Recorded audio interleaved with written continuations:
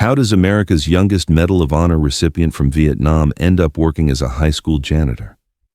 How does someone who saved 23 lives in a single firefight become invisible to the people around him?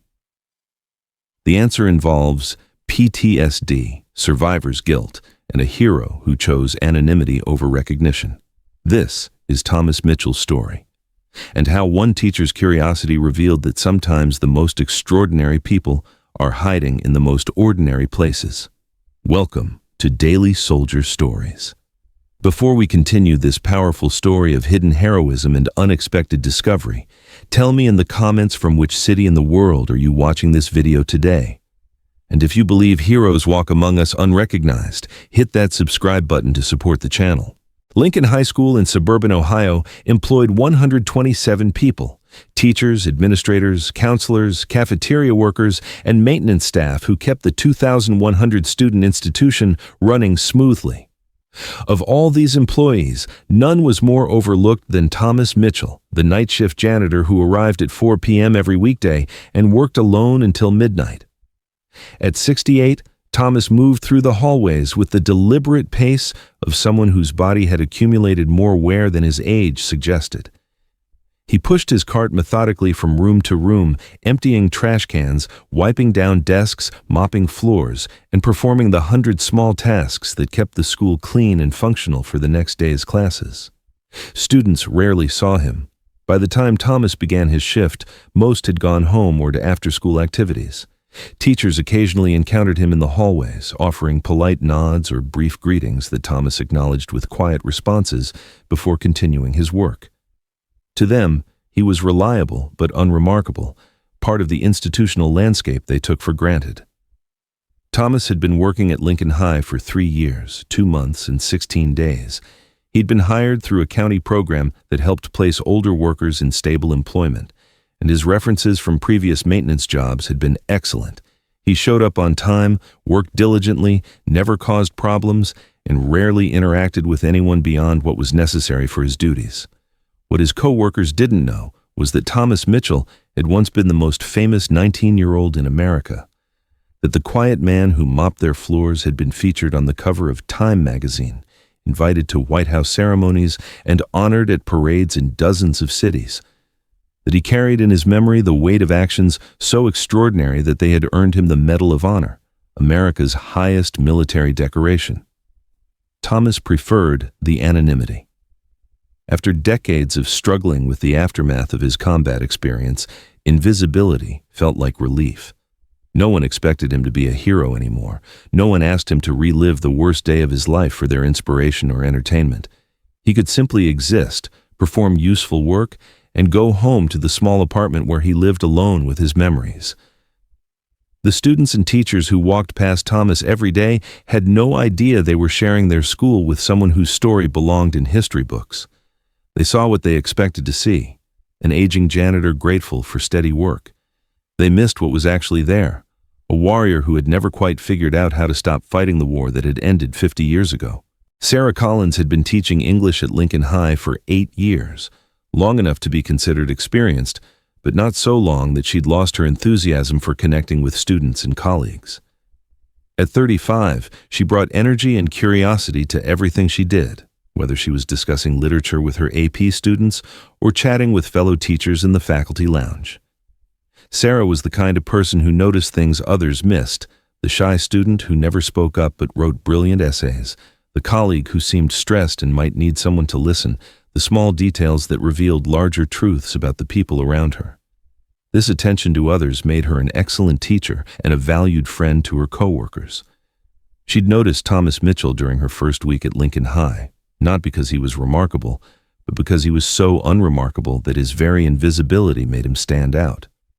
While other maintenance staff chatted with teachers and occasionally joined conversations in the break room, Thomas worked in complete solitude, speaking only when spoken to and deflecting any attempts at casual conversation.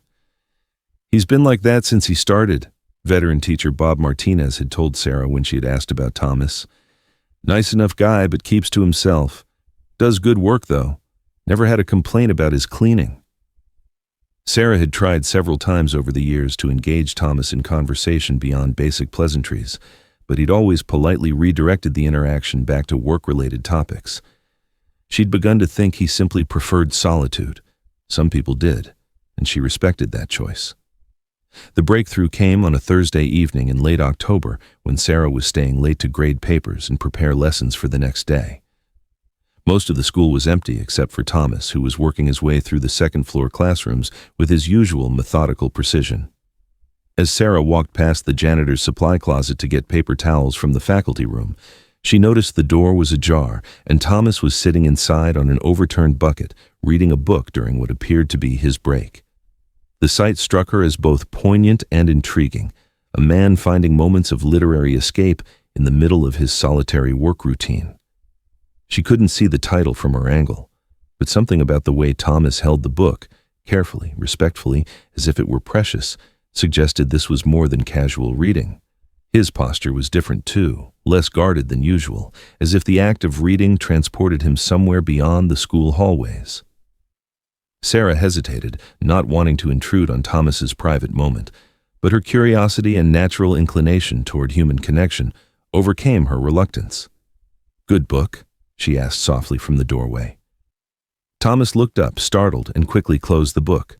For a moment, Sarah saw something in his eyes that she'd never seen before. Not embarrassment at being caught reading, but something deeper and more complex. Pain, perhaps, or recognition of something in the book that resonated with personal experience. "Just passing time," Thomas said, standing up and preparing to return to work. But Sarah had caught a glimpse of the book's spine. All Quiet on the Western Front by Remarque, a classic anti-war novel that she taught in her world literature class, not light reading for a break in a janitor's closet. "That's one of my favorite books," Sarah said. "I teach it to my seniors. What do you think of it?" Thomas paused, perhaps weighing whether to engage in the conversation or deflect as he usually did. Something in Sarah's tone, genuine interest rather than polite small talk, seemed to tip the balance. "It's accurate," Thomas said quietly. "More accurate than most people realize." The way he said it made Sarah look at him more closely. There was authority in his voice when he spoke about the book, the kind of certainty that came from personal knowledge rather than literary analysis. "You sound like you know something about war," Sarah said carefully. Thomas was quiet for a long moment, perhaps debating how much to reveal. When he spoke, his voice carried weight that Sarah had never heard before. "I know enough," he said, "more than I wanted to." Sarah's conversation with Thomas about All Quiet on the Western Front opened a door that had been closed for 3 years. Not dramatically, Thomas remained private and guarded, but enough for Sarah to glimpse the depth and complexity of the man behind the janitor's uniform. Over the following weeks, their interactions became longer and more substantive. Sarah would find excuses to walk past the areas where Thomas was working, and gradually, he began sharing small details about his perspective on the literature she taught, particularly works dealing with war and its aftermath. His insights were remarkable. When Sarah mentioned she was teaching The Things They Carried by Tim O'Brien, Thomas offered observations about the psychological weight soldiers carried that went far beyond anything in her teaching materials. When her class discussed Catch-22, Thomas quietly noted that Heller's portrayal of military bureaucracy was more documentary than satire. These comments weren't casual opinions. They carried the authority of lived experience. Sarah began to suspect that Thomas Mitchell had military background, probably combat experience, but she didn't push for details. She sensed that whatever he'd experienced was still too painful for casual conversation. The revelation came accidentally on a Friday evening in November. Sarah had stayed late to organize her classroom for parent-teacher conferences the following week, and she'd borrowed Thomas's cart to move some heavy boxes. When she returned it to the supply closet, she noticed his work locker was standing open, something that never happened, as Thomas was meticulous about security. Inside the locker, among work clothes and personal items, was a framed photograph that made Sarah stop breathing. It showed a young man in military dress uniform shaking hands with President Lyndon Johnson in what was unmistakably the White House. The young man was clearly Thomas, 50 years younger, but definitely him, and around his neck hung a distinctive medal that Sarah recognized from history textbooks, the Medal of Honor. Sarah stared at the photograph, her mind racing to process what she was seeing. Thomas Mitchell, the quiet janitor who emptied her classroom trash and mopped her floors, was a Medal of Honor recipient, one of fewer than 3,500 Americans in history to receive the nation's highest military decoration. "You weren't supposed to see that," Thomas said quietly from behind her. Sarah turned, her face flushed with embarrassment at being caught looking in his locker, but also with amazement at what she'd discovered. "Thomas, I'm so sorry. Your locker was open, and I didn't mean to invade your privacy." Thomas stepped forward and gently closed the locker door. "I know you didn't. I must have forgotten to lock it." They stood in awkward silence for a moment before Sarah found her voice. "The Medal of Honor," she said softly. "When? Where?" Thomas leaned against the supply closet wall, perhaps recognizing that the secret he'd guarded for 3 years was finally out.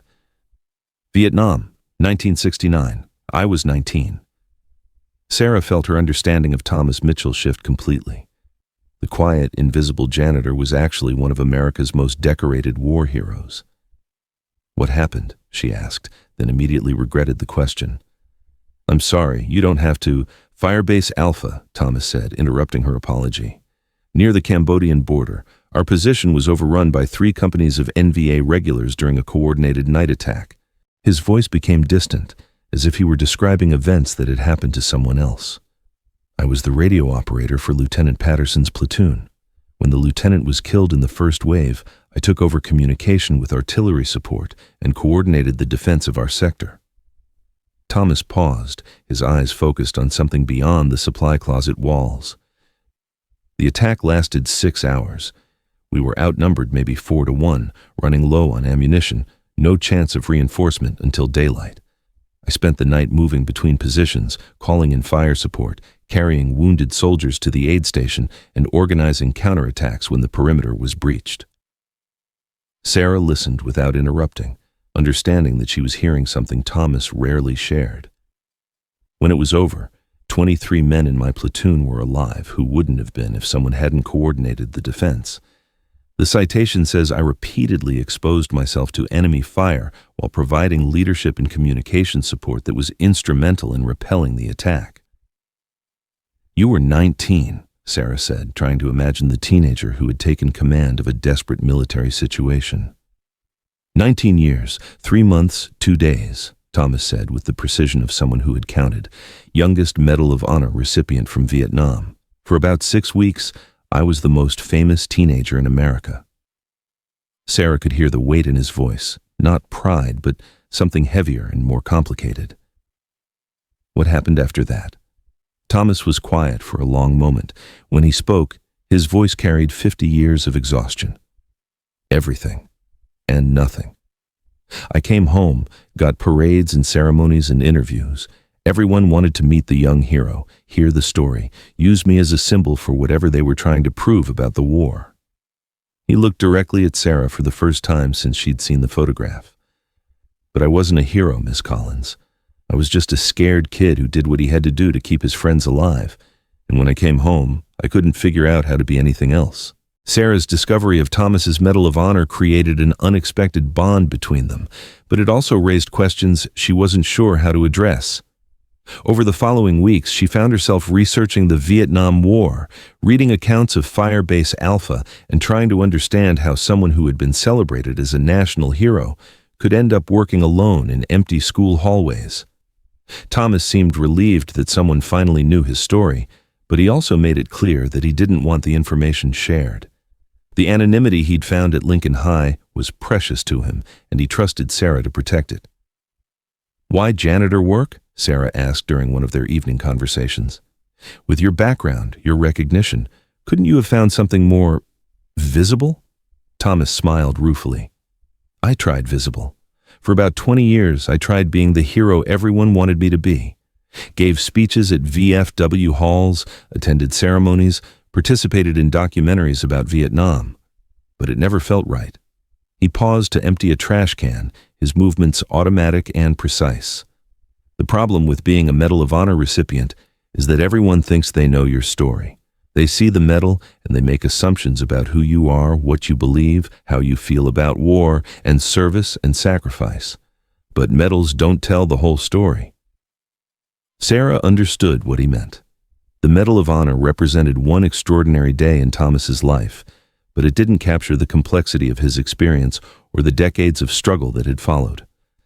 The nightmares started about 6 months after I came home, Thomas continued. Not about the firefight. That was actually the easy part. The nightmares were about the faces of the soldiers who didn't make it home. 23 men lived because of what I did, but 18 died. Why was I being celebrated when they were being buried? This was survivor's guilt, Sarah realized, the psychological burden carried by those who lived through events that killed others. The drinking started a few years later, Thomas said matter-of-factly. Not because I was trying to forget, you can't forget something like that, but because alcohol was the only thing that made the guilt feel manageable. Sarah listened without judgment, understanding that Thomas was sharing something he'd probably never told anyone. I lost jobs, relationships, opportunities. The Medal of Honor opened doors, but I kept walking through them and then burning them down behind me. By the time I was 30, I was just another broken veteran with a drinking problem and a story no one wanted to hear anymore. What changed? Sobriety, therapy, time, and the realization that I could choose how to live with what happened to me. Thomas's voice became stronger. I could keep trying to be the hero everyone expected me to be, or I could find a way to serve that felt authentic to who I actually was. Sarah began to understand why Thomas had chosen invisibility. After decades of being defined by one day in Vietnam, he'd found peace in being seen as just another person doing honest work. This job, Thomas said, gesturing around the empty hallway, it's useful, real. I come in, I clean things, I fix what's broken, I leave. Nobody expects me to be anyone other than who I am right now.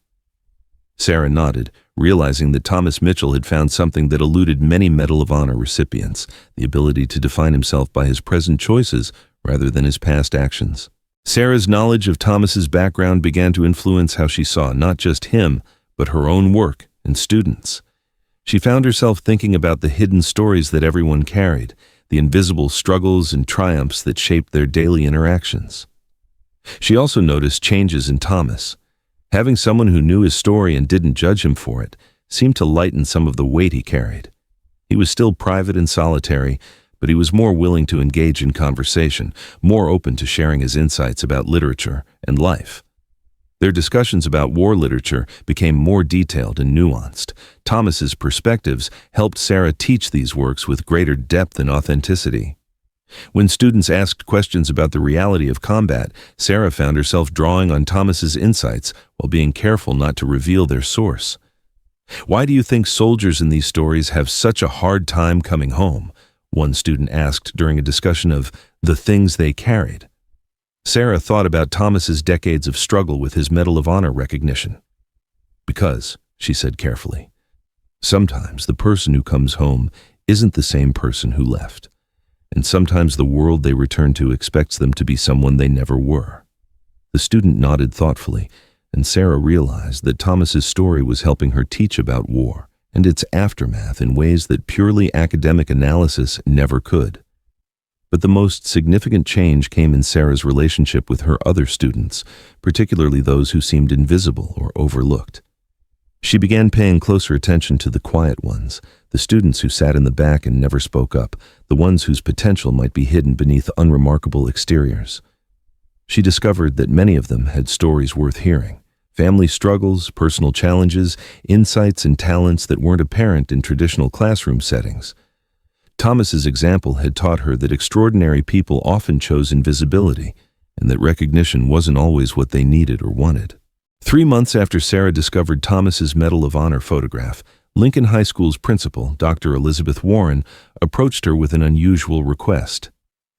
"We're planning a Veterans Day assembly for November," Dr. Warren said. "Something more meaningful than the usual ceremony. I'd like to have a local veteran speak to the students about service and sacrifice.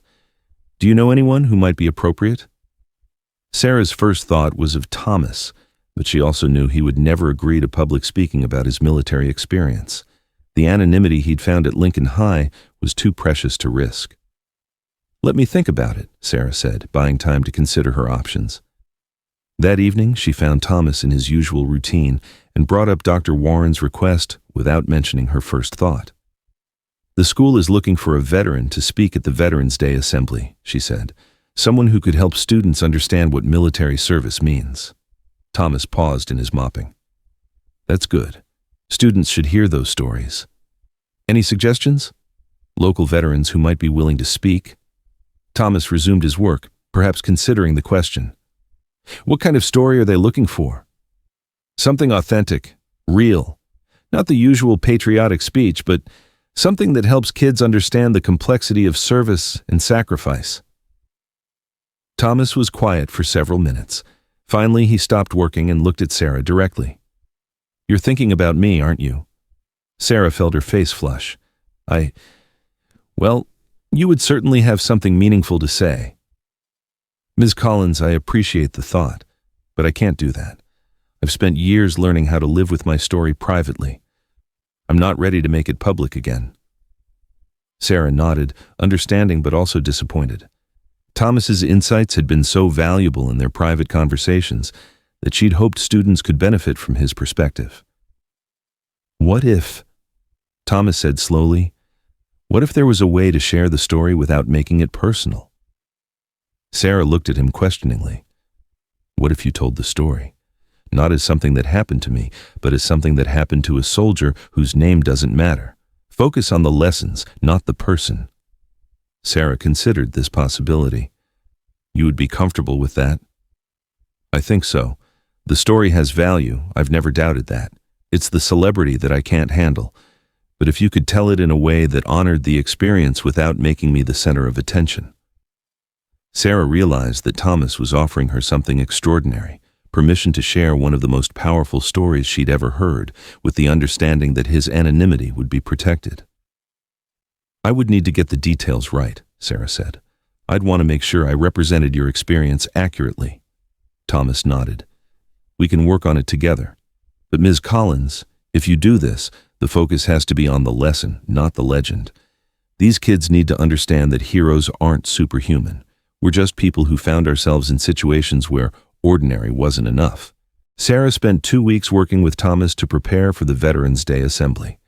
They met after school in empty classrooms, with Thomas sharing details about Firebase Alpha that he'd never told anyone, and Sarah learning to tell the story in a way that honored both the experience and the man who had lived it. The challenge was finding the balance between the extraordinary nature of Thomas's actions and his insistence that heroism was accessible to ordinary people. Sarah wanted students to be inspired by the story, but she also wanted them to understand that courage was a choice available to everyone, not a quality reserved for a special few. "The most important thing," Thomas told her, "is that they understand the cost. Yes, 23 soldiers lived who might have died, but 18 soldiers still died, and I've carried their faces with me for 50 years. Heroism isn't free, and it isn't clean, and it doesn't make everything better." Sarah incorporated this complexity into her presentation, creating a narrative that was honest about both the triumph and the trauma of combat experience. The Veterans Day Assembly was held in the school auditorium, with the entire student body and faculty in attendance. Sarah had been nervous about speaking to such a large audience about such personal material, but as she began telling Thomas's story, without using his name, she felt the weight and importance of what she was sharing. She described the 19-year-old radio operator who found himself in command when his lieutenant was killed. She talked about the 6-hour firefight, the desperate calls for artillery support, the decision to expose himself to enemy fire again and again to coordinate the defense of his position. But she also talked about the aftermath, the parades and ceremonies that felt hollow to someone dealing with survivor's guilt, the struggle to find meaning in civilian life, the decades of learning to live with the weight of extraordinary actions. "This soldier," Sarah said, looking out at the audience of teenagers, "spent years thinking that heroism was about being special, about being different from everyone else. What he learned was that heroism is about making the right choice when it matters, even when you're scared, even when you don't feel brave." She paused, seeing that students were listening with unusual attention. He also learned that coming home from war is sometimes harder than going to war, because the person who comes back isn't the same person who left. That's why it's so important for all of us to pay attention to the veterans in our community, to see them as complete people rather than just symbols. Sarah concluded by emphasizing that heroes often chose invisibility, that extraordinary people were often hiding in ordinary places, and that everyone had the capacity for courage when circumstances demanded it. The applause was sustained and respectful, but what struck Sarah most was the quality of questions students asked afterward. They wanted to know about PTSD, about survivor's guilt, about how communities could better support veterans dealing with the transition to civilian life. Thomas, who was working in a different part of the building during the assembly, heard the applause from his supply closet and felt something he hadn't experienced in decades: pride that his story had been told in a way that honored both its significance and his privacy.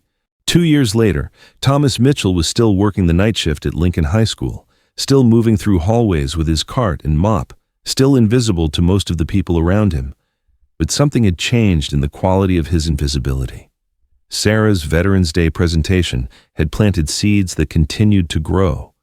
Students began paying more attention to the adults around them, looking for the hidden stories and unrecognized contributions that shaped their school community. Several had approached Thomas with respectful questions about his military experience, though they didn't know he was the soldier from Sarah's story. More significantly, Thomas had begun mentoring a small group of students who were considering military service. Not formally, he still avoided any role that would make him the center of attention, but through quiet conversations in empty hallways, sharing insights about service, sacrifice, and the complexity of choices that looked simple from the outside. Sarah had started an annual tradition of telling veteran stories during the November assembly, always focusing on lessons rather than legends, always protecting the privacy of those whose experiences she shared. Thomas continued to help her research and prepare these presentations, finding purpose in the opportunity to honor his fellow veterans while maintaining his anonymity. The Medal of Honor photograph remained in Thomas's locker, but it no longer felt like a burden he carried alone. Sarah's knowledge of his story and her respectful protection of his privacy had given him someone who understood the full complexity of his experience. "You know what I learned from all this?" Thomas told Sarah during one of their evening conversations. "It's not about being seen or unseen. It's about being useful. For 50 years, I thought my usefulness ended when I took off the uniform. But maybe it just changed form." Sarah understood what he meant. Thomas Mitchell's greatest act of service wasn't the extraordinary heroism that had earned him the Medal of Honor. It was the quiet choice to keep serving in whatever capacity was available to him, whether that meant mopping floors or mentoring students or helping a teacher tell stories that needed to be told. Some heroes get monuments and parades. Others push mop carts through empty hallways and find meaning in small acts of service that no one notices. Thomas Mitchell was both kinds of hero, but he preferred the second kind, because that's the kind that gets the real work done, day after day, year after year, without needing recognition or applause, the kind that understands that service is about what you contribute, not what you receive in return.